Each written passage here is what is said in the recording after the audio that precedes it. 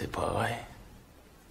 Si vous voulez lire un vrai livre d'histoire, lisez Howard Zinn, Histoire populaire des États-Unis. C'est un bouquin qui va vraiment vous laisser sur le cul. Plus que celui de Chomsky sur le complexe industriel, c'est quoi un bon livre pour toi? Les mecs comme vous, moi, j'en viens pas.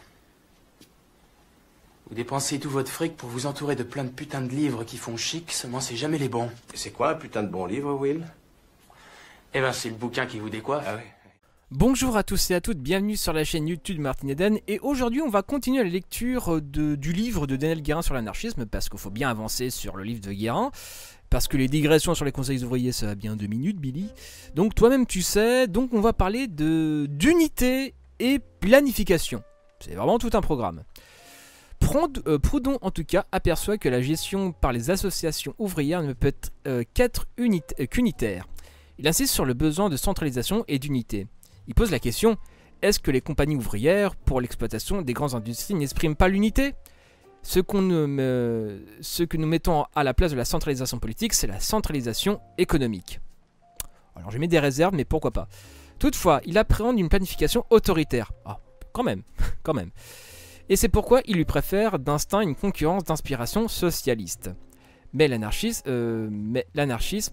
s'est fait depuis l'avocat d'une planification démocratique et libertaire élaborée de bas en haut par la Fédération des entreprises autogérées. Ouais, c'est le mot entreprise qui me gêne un peu, mais enfin bref. Bakounine entrevoit les perspectives de planification à l'échelle mondiale qui s'ouvrent à l'autogestion.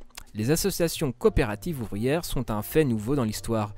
Nous assistons aujourd'hui à leur naissance et nous pouvons seulement pressentir, mais non déterminer à quelle heure l'immense développement que sans aucun doute, elles prendront et les nouvelles conditions politiques et sociales qui en surgiront dans l'avenir.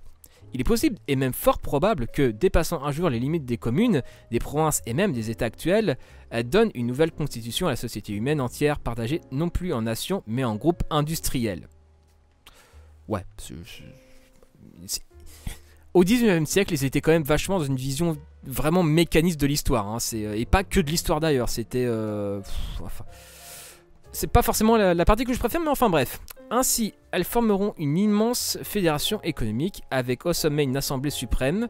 À la lumière des données aussi larges que précises et détaillées d'une statistique mondiale, elles combineront l'ordre avec la demande pour diriger, déterminer et répartir entre les différents pays la production de l'industrie mondiale, de sorte qu'il n'y aura plus ou presque plus de crise commerciale ou industrielle, de stagnation forcée, de désastres, plus de peine, ni de capitaux perdus.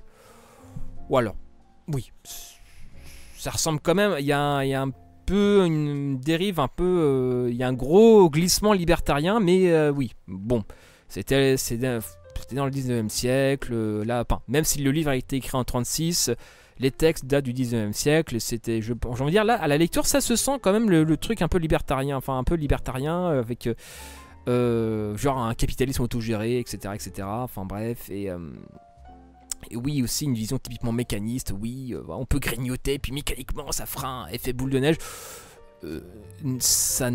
L'histoire, en tout cas l'histoire avec un grand H, ne s'est pas passée comme ça.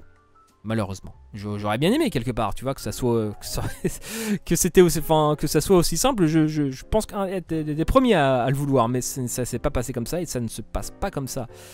C'est là, il y a une forme d'idéalisme un peu dans le livre de Guérin, qui est un peu, enfin, pas dans le livre de Guérin, mais dans les textes que Guérin a soulignés.